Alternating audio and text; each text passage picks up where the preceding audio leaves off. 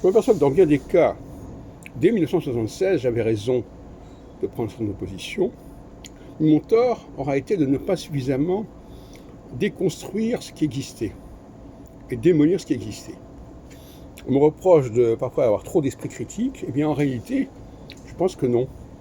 Je pense que justement, j'ai surtout affirmé mes positions et je n'ai pas assez attaqué celles qui existaient. Ce qui existe, ce qui explique que un certain nombre de choses que j'affirme aujourd'hui, je les affirmais déjà à l'époque, mais que je n'avais pas mis le doigt sur les incohérences et les inconsistances de l'astrologie existante.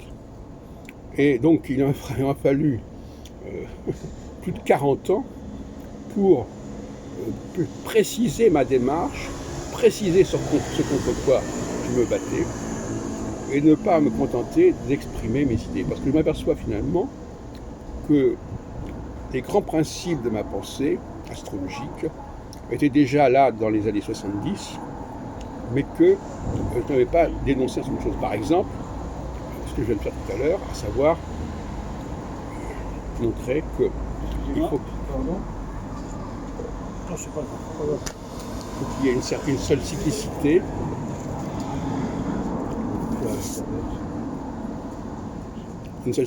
par planète, et qu'on ne peut pas avoir 10 cycles différents selon que Jupiter est associé à une planète A, une planète B, une planète C, une planète D. C'est complètement faux. D'ailleurs, la loi de Bode le montre bien. Il y a des chiffres fondamentaux en astrologie, en astronomie, qui doivent être respectés et qui ne sauraient être combinés sous prétexte qu'il y a plusieurs planètes, etc. Chaque planète doit avoir sa spécificité, son rythme, son autonomie. Et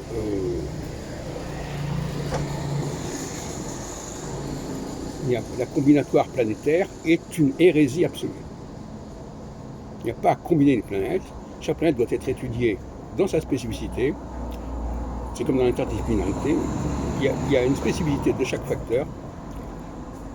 Et on n'est pas en astronomie. En astronomie, on peut considérer qu'il y a une interdépendance entre les planètes. C'est normal. D'ailleurs, c'est comme ça qu'on a découvert le cycle de Neptune avec le Verrier en 1846, pour des raisons mathématiques. Parce qu'il y avait des perturbations du cycle d'Uranus qui ne pouvaient pas s'expliquer, et donc on a dit, il doit y avoir... Mais ça, c'est un raisonnement purement astronomique qui n'a aucune raison de s'appliquer à l'astrologie.